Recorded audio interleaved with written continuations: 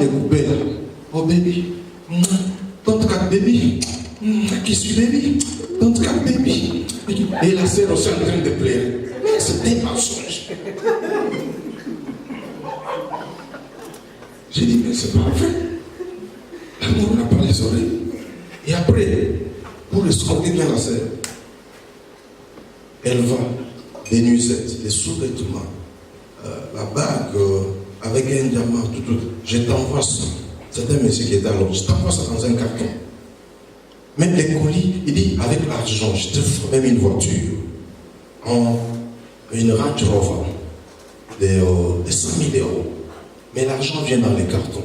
Oh chérie, les cartons bloqués au niveau de l'Inde. Oh, envoie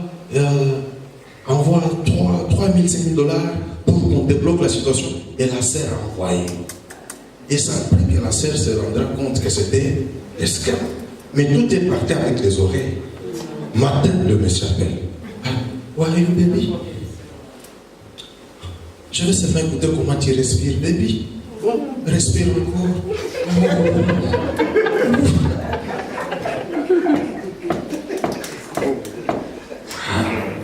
Vous voyez ça? Et la sœur était le cœur parti. La sœur qui disait alors, je vais te bloquer. L'homme qui dit, si tu es fort, bloque-moi. La sœur ne parvenait même pas à bloquer l'homme. Et la sœur m'a dit clairement, papa, c'est une aventure. Mais le cœur est déjà parti. J'aime ce monsieur. Mais comment? Tout ça, c'est quoi? Quelqu'un dit la foi vient de ce qu'on entend. Même quand ce n'était pas la parole, mais la sœur avait déjà mis la foi. Ça, nous appelons ça la présomption maintenant. La présomption aussi, la fausse foi, vient de ce qu'on entend. Si toi, tu ne parles pas, qui sont fiancés ici? Vous êtes fiancés? Qui sont fiancés? Il y a des fiancés ici? Qui sont? Non, hein? Il y a des fiancés ici. J'ai tranché une histoire, je termine par là. Quelqu'un aimait la fille, mais n'a jamais parlé. Mais un autre a sauté le premier. Il a parlé. Alors, quand le monsieur, celui qui a sauté le deuxième, vient me montrer sa fille, l'autre vient dans mon bureau fâché. Dieu m'avait parlé. C'est ma fiancée pasteur. Et puis moi j'avais beaucoup de projets. Je pose seulement une question. Est-ce que tu avais parlé à la sœur? Oh non. Dieu t'a parlé toi? Oui. Mais est-ce que toi tu as parlé à la sœur? Non. Non, j'avais des grands projets. Mais quand les projets ne sont pas exprimés, même si un menteur vient avec le projet là, il exprime. Les femmes partent. Mais soyez comme des aigles. Ça c'est un conseil que je fais aux sœurs maintenant. Et même il ne donne pas son corps avant de tester. Ne fais pas confiance avant de prouver. S'il y a des oiseaux fidèles, l'aigle ne fera jamais l'amour avec le pigeon, avec le moineau, même s'ils sont tous les aigles. L'aigle femelle, l'aigle femme là, peut faire des airs avec l'aigle, l'homme qui suit. Dans les airs, il coupe un morceau de peau, il le jette par terre. Ça ne doit pas toucher la terre. L'aigle, on prend des tiges. Lui monte, la femme monte au-dessus là, très haut. L'autre suit dans cette course-là, en train de suivre, il dort. Quand il dort, l'autre monte encore. Il laisse ça. Ils vont faire ça pendant des heures et des heures. Quand ils trouvent que cet aigle ici, homme est capable, maintenant je peux faire confiance. Maintenant dit, nous faisons le mariage. Parce que les aigles ne divorcent pas. Un mec, c'est pour un femelle. Nous ne sommes pas comme des chiens. C'est comme ça avec les aigles. Il n'y a pas des oiseaux fidèles comme les aigles. Est-ce que quelqu'un me suit très bien? L'autre est en train de poursuivre la femme. C'est ainsi même le verset qui dit, l'homme quittera son père et sa mère, s'attachera à sa femme. Ce verset-là veut dire, l'homme, pasteur Osée, quittera son père et sa mère, va chasser. Comment tu t'appelles, maman? Va chasser Denise. Va poursuivre Denise. Quand vous étiez fiancés, regarde comment la taille qu'avait Denise, ce que tu aimais c'est Denise, comment tu étais après Denise. Tu pourchassais, tu étais derrière Denise. Pour que tu restes attaché à Denise, doit continuer à être coquette comme elle était, pour que tu continues à chasser. Si Denise stoppe d'être coquette, de faire ce qu'elle faisait, ce qu'elle était quand il la pourchassait, le découragement devient. Va-t-il même dans les mariages? Elle était jeune, jolie, même dans les mariages, elle continuait à tourner les roues. C'est pourquoi le roi cherchait pendant 4 ans. Il ne pouvait pas trouver une femme qui pouvait remplacer Mathilde. Même quand tu es déjà dans les mariages, garde-toi. Sois toujours pimpante. Sois toujours coquette. L'homme, la même chose. Mais quand nous vous bénissons, vous croyez parce que nous avons béni, les hommes sont devenus des aveugles. Nous ne voulons pas commencer seulement à donner les versets bibliques. Oh, il ne faut pas les unis, c'est que Dieu a uni. Mais l'homme dévore tellement. Nous les hommes, Dieu aussi c'est que Dieu. Je clôture par là. Une fois j'ai dit à ma femme, j'ai dit, chérie, ce que je vois dans les films là, c'est autre chose. J'aime savoir ça dans ma chambre. Je peux quitter les États-Unis comme j'étais avec toi là. Il y a des choses, la lingerie là, je vais du côté des femmes. Là. Je prends one day nuisette. J'achète d'autres choses pour ma femme. Mais ça y est aussi. Dès que j'arrive, chérie, un petit cadeau. Ah, j'aimerais que tu portes ça. Ouais. Non, je ne vais pas seulement condamner que toi tu es toujours en pagne dans la chambre. Quand moi-même, même la nuisette là, je n'ai pas acheté ça. Tout ce que je vois que c'est joli là, c'est dans les movies, c'est dans les films, ce sont des mises en scène.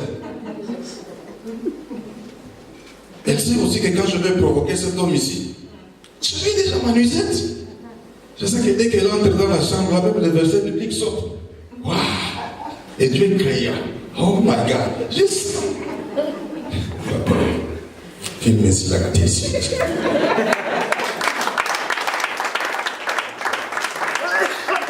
Est-ce qu'on peut mieux acclamer? On peut mieux acclamer.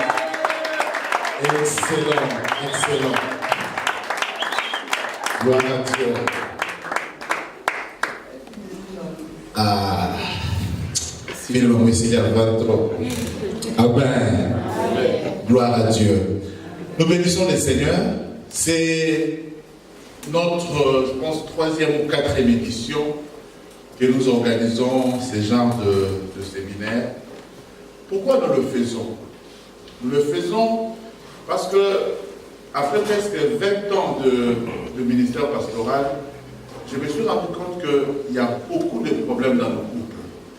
Mais tous les problèmes ne se résolvent pas avec Rebeke de Sotokoyana Babashi. Il y a d'autres problèmes qui se résolvent avec des cas pratiques, comme le pasteur vient de le dire. Amen. Amen. Voilà pourquoi il est très important, de temps en temps, que même à l'église, que nous puissions dire certaines choses. Nous venons pour la plupart d'entre nous, nous avons des origines bantoues, où la culture de la pudeur est très élevée. Certaines choses qu'on n'arrive pas à dire. Et même là, quand le pasteur, même vous voyez, quand il nous dit de dire tout simplement sexe, c'est comme si on avait péché par le simple fait de dire sexe. On a trop de tabous. Et parfois, les tabous tuent beaucoup de nos couples. Amen. Amen. Amen. Vous savez, quand vous me regardez comme ça, j'ai l'impression que je pêche même en parlant. Vous êtes tellement saint. Vous savez, dans une réunion comme ça, nous l'avions organisée en Italie. Et je me rappelle, ce jour-là, on était en train de parler sur le sexe dans le mariage. Et il y a une sœur, une de nos filles ivoiriennes, qui était femme d'un frère ivoirien aussi, mais qui était diacre. Et quand vous voyez le diacre, c'était vraiment, vous savez, il y a des gens, quand vous le voyez, vous dites qu'il est saint. Même son visage reflète la sainteté. C'est-à-dire, quand même, il parle, oh, pasteur. Moi, je pense. Vous sentez la sainteté.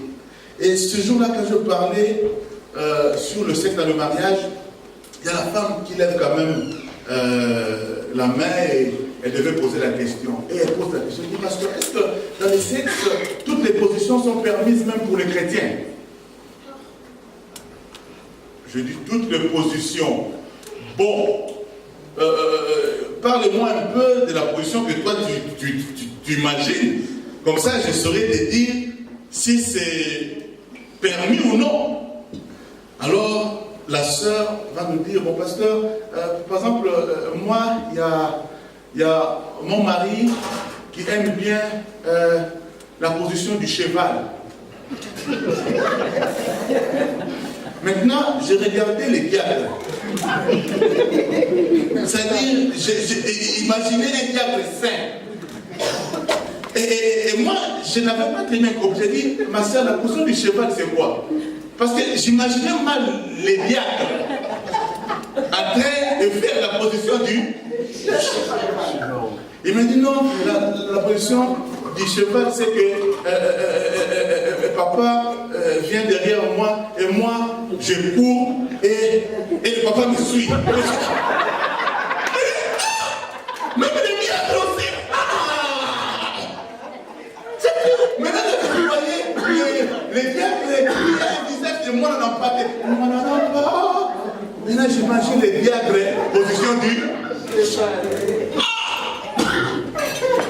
C'est pour dire quoi? Comme le pasteur disait tout à l'heure, dans cette affaire-là, il n'y a pas chrétien, il n'y a pas païen. Amen. Amen. Il faut que nous puissions nous exprimer. Amen. Amen. Il faut que nous puissions nous exprimer. Et si jamais il y a des questions ici, vraiment, sens-toi libre. C'est pourquoi cet après-midi, nous avons chassé tout le moins de 18 ans. Amen. Amen. Pour que nous puissions être libres. Il y a beaucoup de questions que nous avons, que nous nous posons. Parfois, on n'a pas l'occasion de le faire. Et parfois, ça nous frustre à l'intérieur de nous.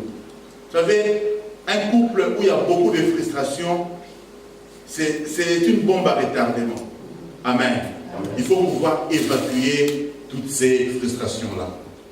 Alors, pour faire un petit résumé, il y a le pasteur qui a parlé du respect, de l'honneur dont l'homme avait essentiellement besoin, pas seulement comme désir, mais vraiment comme un besoin. Le pasteur a posé un peu aussi l'huile d'émir, où il a parlé sur l'hygiène, si je peux dire ainsi, l'hygiène corporelle. Savoir se préparer corporellement, c'est très important. Parce que parfois, il y a d'autres problèmes que nous rencontrons dans les couples. Ce n'est même pas que la femme n'est pas belle. Ce n'est même pas qu'elle n'est pas respectueuse. Mais parfois, c'est simplement l'hygiène corporelle qui manque. Et parfois, l'homme a du mal à dire à sa femme au risque de la blesser. Mais parfois, ça réfrène certains désirs. Donc, c'est très important de pouvoir en parler. Et peut-être que nous allons revenir là-dessus tout à l'heure. Il nous a aussi fait comprendre qu'il y a quelqu'un qui connaît le goût du roi. C'est toujours important quand on veut se marier parfois de se renseigner aussi autour des besoins, autour des goûts de son mari, de sa femme, poser les bonnes questions, si pas aux parents, peut-être aux amis les plus proches. Connaître son partenaire, c'est très important. Et l'homme de Dieu hier l'a si bien rappelé que mon peuple meurt par faute de connaissance. Connaître son mari, connaître sa femme, c'est quelque chose de très important. Un jour, il y a une femme qui m'a posé la question, pasteur, quel parfum je dois choisir? Je lui ai dit, choisis le parfum qui plaît à ton mari. Tu ne dois pas seulement prendre un parfum pour le plaisir de le prendre, mais prends un parfum qui plaît à ton mari. Ce qui te plaît à ton mari ne me plaît pas forcément. Chacun a ses goûts. On dit en français les goûts et les couleurs ne se discutent pas. Donc choisis ton parfum par rapport au goût de ton mari. Et l'homme de Dieu a dit aussi, un peu en passant, qu'il y a certains parfums qui sont réservés pour le jour, pour la journée. Et il y a d'autres parfums qui sont vraiment faits pour la nuit. Et même quand vous allez dans le parfumerie, vous pouvez trouver conseil. Parfois, nous, on met le parfum du jour, la nuit, le jour. On fait ça, poser les doigts comme ça, solo ensemble. Ensemble. C'est-à-dire, on ne sait pas si c'est une préparation de démons ou quoi. Donc tout ça, c'est vraiment important. Le pasteur aussi a parlé, toujours dans le cadre de la préparation, de savoir aussi comment se nourrir. Il y a certaines nourritures qu'il ne faut pas manger avant d'aller dormir. Alléluia.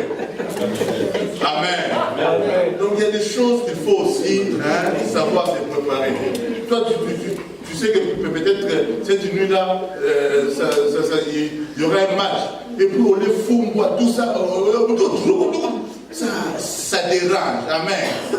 Il y a certaines choses qu'il faut peut-être qu'on va en parler encore tout à l'heure. Amen.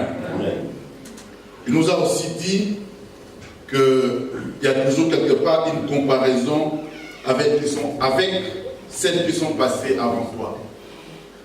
On n'aura pas le temps peut-être d'insister là trop dessus. Si la Bible nous recommande, nous conseille, nous ordonne même de nous marier avec des femmes vierges, c'est très important. Parce que si la femme est vierge, quelque part il n'y a pas d'unité des mesures. Amen. Amen. Or, dans nos églises aujourd'hui, qu'on se le dise, beaucoup ne se marient plus vierges.